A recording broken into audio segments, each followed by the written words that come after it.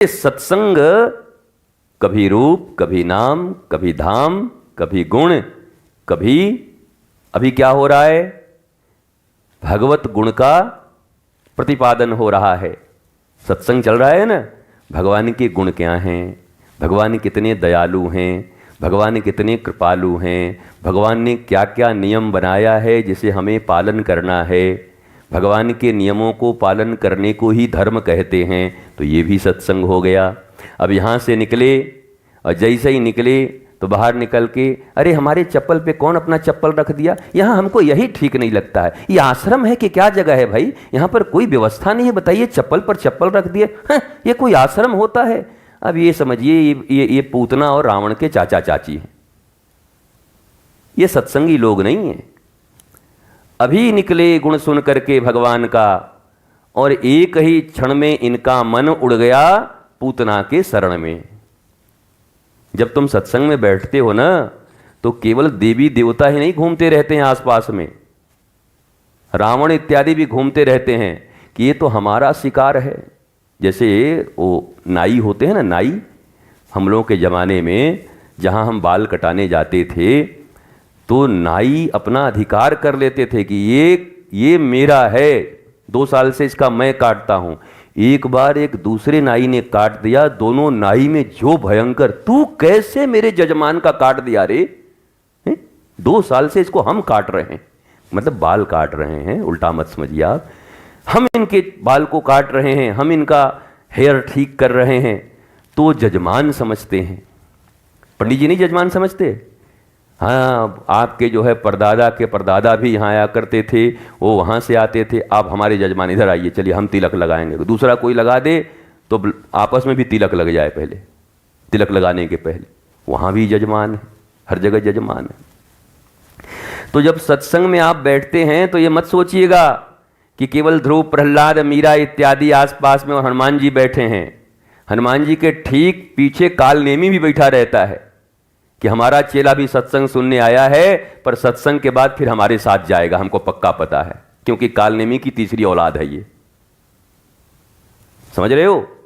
वो भी बैठे रहते हैं कि ये तो हमारा 2 साल से, बरसों से हमारा आदमी है, बस सत्संगई में ही बना हुआ है।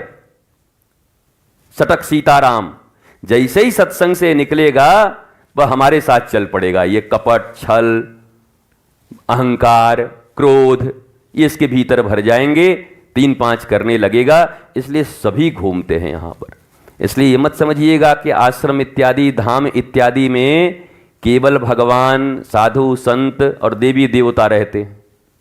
कोई कहे महाराज जी वृंदावन में तो चारों तरफ भगवान ही, मथुरा में भगवान ही भगवान है, तो हम पूछे कि कंस कहाँ है फिर? भाई कंस ही यहाँ का राजा रहा है, तो कंस को तो महाराज जी मार दिया। हम क्या, अरे औलाद फौलाद कोई तो होगा ना, खून उसका डीएनए तो होगा कि नहीं, डीएनए खत्म हो गया होगा, डीएनए तो खत्म नहीं होता ना। भगवान राम का डीएनए है तो कंस और रावण का भी डीएनए चल रहा है, वो डीएनए वाले भी लोग बैठे हुए हैं, यहाँ नहीं कहीं और होंगे। आप लोग तो सब राम के संतान हैं, राम सीता सबकी संतानें हैं आप। तो हर प्रकार के लोग होते हैं, हर तरह के लोग होते हैं। इसलिए भगवान शंकर ने कहा कि रंगनाथ भगवान, सत्संग अगर मुझे देना है तो सदा दीजिएगा। तो अब ये प्रश्न का समाधान हो गया। अगर कोई पूछे कि कब तक सत्संग करें, कितने दिन तक करें, कितनी आयु से शुरू करें, कौन घटिका में शुरू करें और कौन मुहूर्त में बंद करें, तो भगवान भोलेनाथ ने इसका जवाब दे दिया कि सदा सत्संग करें, सदा। भोजन भी सत्संग है। क्या ले रहे हैं? प्रसाद। अब पदार्थ ले रहे हैं तो झगड़ा हो जाएगा, ऐसा कैसे बना दिए, ये ठीक नहीं है, हम ऐसे नहीं खाना, हम थाली मुंह पे मार देंगे, हम कटोरा पटक देंगे, तब ये होगा। अच्छा प्रसाद है, तब भगवत प्रसाद है, सत्संग चल रहा है, प्रभु ने दिया है पाऊ जी, ठीक है। वस्त्र पहन रहे हैं तो वस्त्र कौन है, बोलो? अरे द्रौपदी को वस्त्र की जरूरत पड़ी तो कौन बन के आया था, तो वस्त्र कौन है? तो फिर कृष्ण हैं। तो वस्त्र में भी श्री कृष्ण की स्मृति है। अहम वैश्वानरो भूतो, हमारे पेट में अग्नि के रूप में श्री कृष्ण बैठे हैं। तो जब आप देखेंगे कि हर जगह पर भगवत दर्शन होने लगा, हर जगह पर भगवत स्मृति होने लगी, तब आप समझें हमारा सत्संग सफल हो रहा है। अब हमारा अभ्यास काम कर रहा है। करत करत अभ्यास जड़ मति हो तो सुजान। और केवल 9 से 9:30 जिनको याद रहता है वो लिखित मुझसे ले ले, मैं साइन करके दे रहा हूं। ये सब पूतना के डीएनए वाले हैं और ताड़का और रावण और कंस के डीएनए वाले, जिनको आधे घंटे ही सत्संग याद रहता है। उसके बाद फिर ये लौट आते हैं। वो जो हम बताते हैं कभी कभी कि एक बार एक व्यक्ति ने कहा कि हम इतना बड़ा आप लोगों को जादू दिखाने जा रहे हैं। बोला कौन सा जादू? बोला वो अजीबो गरीब चीज़ है, नवा आश्चर्य समझिए। क्या? बोला हम कुत्ता का पूंछ सीधा कर दिए। कुत्ता का पूंछ सीधा कर दिए हैं। कुत्ता का पूंछ सीधा नहीं होता, आप देखते हैं अपना टेढ़ा जरूर रहेगा। उसने क्या किया, 1 वर्ष तक सीधी पाइप लगा दी कुत्ते के पूंछ में और लाखों आदमी का इवेंट किया और कहा देखिए आज चमत्कार। वो सोचा 1 साल तक लगातार सीधा है, अब सीधा हो गया। तो लाखों लोग आए, दिल थाम कर लोग देख रहे थे। जैसे जैसे पाइप हटाया, पाइप का अंतिम कोना हटा, फिर टन से कुत्ता का पहुंच जस का तस टेढ़ा। कुत्ता का दुम सीधा नहीं हो सकता।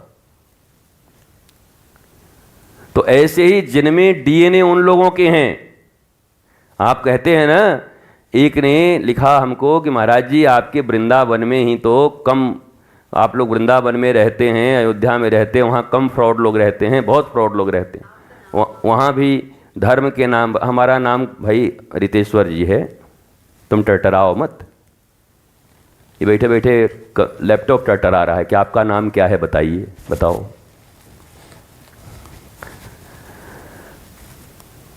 तो वो धर्म धुरंधर लोग जिनके डीएनए वहां से आते हैं, अब ये नाराज ना होइएगा, डीएनए का मतलब डीएनए तो है, इसको आप खारिज नहीं कर सकते। अगर कोई ऐतिहासिक पुरुष रहा है तो वो डीएनए आज भी कैरी कर रही है, वो जाएगा नहीं, कहीं ना कहीं तो जाएगा, होगा, चलेगा। तो नियंत्रित तो हो सकता है। बोले महाराज जी तब कैसे होगा जब ऐसा मामला बन गया? तो बनेगा जब हिरण्यकश्यपु और कयाधु के घर में प्रहलाद आ सकते हैं, तो भले ही हम लोगों में कुछ गड़बड़ी हो, हम लोग क्यों नहीं प्रहलाद बन सकते? सत्संग की महिमा, गुरु की महिमा, कृपा से हम भी बन सकते हैं, हो सकता है। संभावनाएं हैं, पर उन संभावनाओं को सत्य करने के लिए आपको पुरुषार्थ करना होगा। पुरुषार्थ जरूरी है, प्रार्थना और पुरुषार्थ दोनों जरूरी है। केवल पुरुषार्थ से काम नहीं बनेगा, परिश्रम से, और केवल प्रार्थना से भी काम नहीं बनेगा। 2 प्रकार के लोग हैं, एक खाली प्रार्थना ही किए मरे जा रहे हैं और एक खाली कुदालाई चलाई मरे जा रहा है, मानने को तैयार ही नहीं है। एक जगह 3-4 मजदूर काम कर रहे थे, 5 मजदूर। तो एक से पूछा क्या भैया क्या बन रहा है? हमको क्या बन रहा है, हमको 500 शाम को लेना है, जाना, क्या बन रहा है नहीं बन रहा है, हमारा काम है ईंट ढोते ढोते जिंदगी बर्बाद हो गई, भगवान कैसा घर जन्म दे दिया, राम राम राम राम। 200 गाली दिया अगले आदमी को। आदमी कहा कहाँ पूछ दिया यार इससे। दूसरे से पूछा भैया क्या हो रहा है? अरे वो क्या है, हम तो अपना काम, मंदिर बन रहा है, सुने हैं मंदिर बना है, उसी में काम लगा हुआ है, 15 दिन तक यहाँ काम करेंगे, अपना तो काम है, बस मिल गया है, ठीक है। तीसरे से पूछा तो आंखों में आंसू थे। क्या? बोला हमको भगवान ने हमारे कर्मों से मजदूर बनाया, पर मजदूर भी बनाया तो भगवान की कृपा देखिए कि कोई शराब का ठेका बनाने के लिए हमें मजदूरी में नहीं लगाई, बल्कि अपने मंदिर बनवाने के लिए ठाकुर जी ने हमें लगाया हुआ है। संध्या को जो पाएंगे उससे अपने परिवार को ठाकुर जी का मंदिर बनाएंगे और अपने परिवार का पालन करेंगे। काम तो एक ही कर रहे थे तीनों। एक एकदम तावा पर बैठा हुआ था, वो जो रोटी सेकते नहीं है उसे अंदर भट्ठी में, उसको क्या बोलते हैं, तंदूरी। एक तंदूर पर बैठा हुआ था, तंदूर के अंदर। और एक वो बोला ठीक है काम करना है, ना हमको गुस्सा है ना हम बहुत खुश हैं। पर तीसरा प्रसन्न था कि वाह वाह वाह वाह, कैसी कृपा हमारे ऊपर ठाकुर जी ने की है। तो ये भावग्राही जनार्दन, भावना जिनकी ऐसी है वही धर्म के उपयुक्त लोग हैं, वही धर्म पथ पर चल सकते हैं। इसलिए प्यारे बच्चों, तत्क्षण अपनी भावनाएं खराब मत करना। कोई कहे गुरुजी हो जाता है तो क्या करें, तो चलो एक उपाय दे देते हैं। जितना तत्क्षण खराब किए हो उतना ही तत्क्षण ठीक भी कर लेना। इतना तो कर सकती हो ना कि नहीं, खराब तो हम तत्क्षण करेंगे और ठीक हम 7 दिन के बाद होंगे, तब मरोगे, फिर हम क्या करेंगे। अगर तत्क्षण खराब हुई किसी कारण से तो फिर तत्क्षण उस भावना को ठीक भी कर लेना। अरे फिर है कंस, फिर तू आ गया मेरे भीतर, खबरदार ये कृष्ण का स्थान है। वो याद करके फिर धर्मपथ पर चल पड़ना, इतना करना। अगर ये कह दें कि भावना खराब करना ही मत, तो ये बड़ा कठिन हो जाएगा। आदमी की भावना तो पल पल खराब हो ही जाती है कभी न कभी। तो आदमी कहेगा हम पापी हैं, हम बर्बाद हो गए, हम यहाँ क्या करें, हम धर्म के लायक नहीं, हम गुरु के लायक नहीं, हम भगवान के लायक नहीं है। अब ठीक है, अगर हम धर्म, गुरु, भगवान, वृंदावन के लायक नहीं हैं तो हम रावण और कंस बन करके हम दुनिया बर्बाद कर देंगे और खराब जगह चला जाएगा। तो तुम्हारे लिए ये है कि जैसे तत्क्षण भावना खराब हुई तो अगले ही क्षण भावना को फिर ठीक कर लेना। भाई दूसरे के खेत में घुस गया कोई अपना पाला हुआ बकरी, तो फिर उसको डंडा दिए तो फिर अपना घूम के इधर निकल के आ गया।